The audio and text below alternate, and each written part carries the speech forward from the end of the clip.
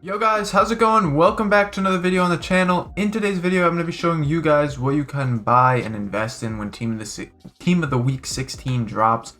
If you are watching this after Team of the Week 16 drops, I recommend that you guys still stick around, just because you guys will already know what the players are heading into it. But essentially what I'm going to be doing is just showing you guys what to do when Team of the Week drops every week, so you guys can kind of, pick a few players that you want to look into and look to kind of buy. We kind of did this last weekend, and we're going to kind of look at the results of what this Team of the Week did, as well as what past ones have done. So it's going to be a really easy way. It's just me showing you an easy way to make coins every week just by holding. So without further ado, let's get into it. If you enjoyed today's video, make sure you guys drop a thumbs up, and let's get on to footbins. So the current Team of the Week, or the past Team of the Week, Team of the Week 15, we had obviously Ronaldo, and the rest was decent. But the big players that I really like to do, I don't like to go all in on these bigger cards. I really like looking at the fodder cards, and the fodder cards did pretty well this week, and I'd imagine they're going to continue to do well, being that Team of the Year is likely next week. And we've been getting tons and tons and tons of these player SBCs recently, which have been requiring, informs. The 83 to 85 informs are really, really good to kind of play around with and invest in, and can really net you guys some big profit. So starting off, Zapata, he was my favorite one so far from the week. I was able to buy, I probably bought like 15 of these, 20 of these at 30-ish K on Xbox. He's up to about 33, 34K now. I know PlayStation, he still is 32K. He was a little lower though, but there hasn't been too much movement on the card yet. He still obviously is in packs until, well, today is when he leaves packs. So with these kind of holds, I like them as 2-week holds. So what I base it off of is, once these guys do leave packs, we've been getting, a ton of player SBCs and stuff like that, where these informs are likely going to be required. I'd imagine we're going to get some really nice ones for Team of the Year.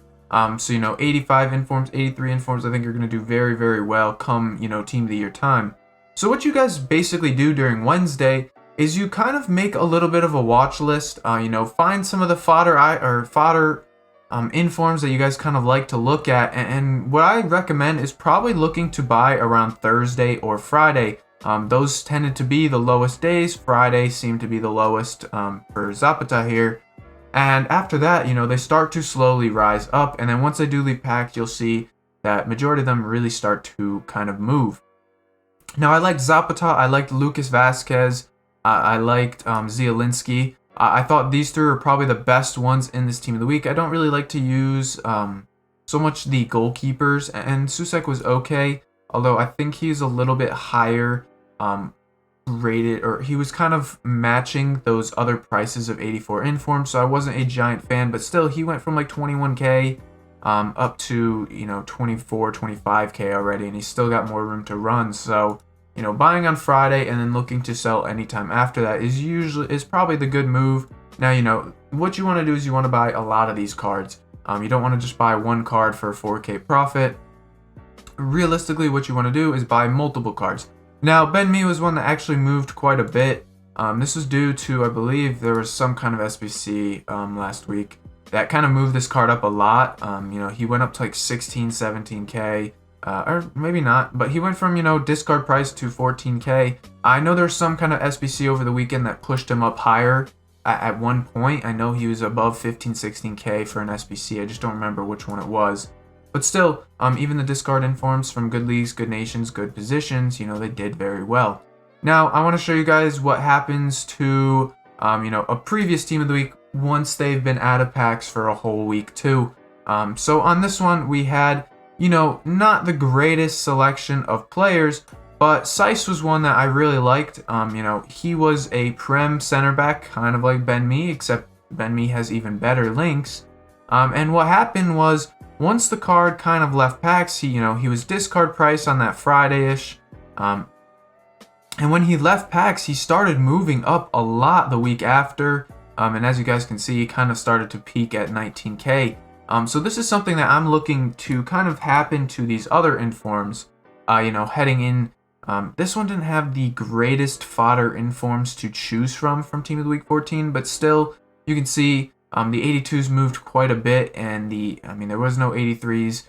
Denier was kind of tough to do as an 84 because people actually would use him in their team. But Team of the Week 13 is also a very good indicator. This one had a few fodder informs that did very, very well.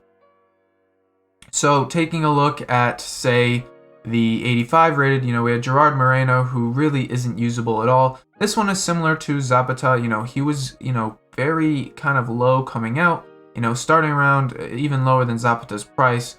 But he was around, 25-ish K. What happened to his card is once he went out of packs, he just slowly started moving. About 2 weeks later, he is, double the price. Now, I'm not saying Zapata will hit that, but I think he will move closer to 40K when he does leave packs. And then obviously when you see, new player SBCs and stuff like that, he'll continue to rise. So this is usually like a 2-week hold. And it's really just, it's an easy method to do. Now, I don't know exactly which cards are going to be getting in Team of the Week. Obviously, if you do, look at those 83s, 84s, 85s. Those are the ones that tend to move the most. One last example was Stindl. This was an 83 who moved quite a bit. He was close to 14K. And then, 2 weeks out of packs, and, he goes up to 24K on Xbox. So another really nice one right there. Obviously, the better league, the better nation, the better links, they'll do better. Especially it depends on the content that comes out, but a really easy method to do. Now, one thing you guys can do to check and see if an inform will be valid, kind of to validate the play, is you can always check the little bit of a gap. It's called this price gap between informs. Now, this was something that was very easy to spot on, say, Zapata. He's 33K, and when Team of the Week first dropped, he was 30K.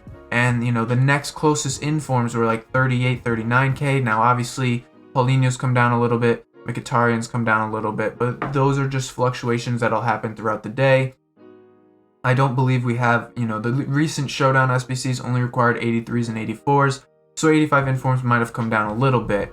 Now, looking at, say, the 83s, from this Team of the Week, Zielinski's one I've been kind of watching for when he goes out of packs because he's only 19K still.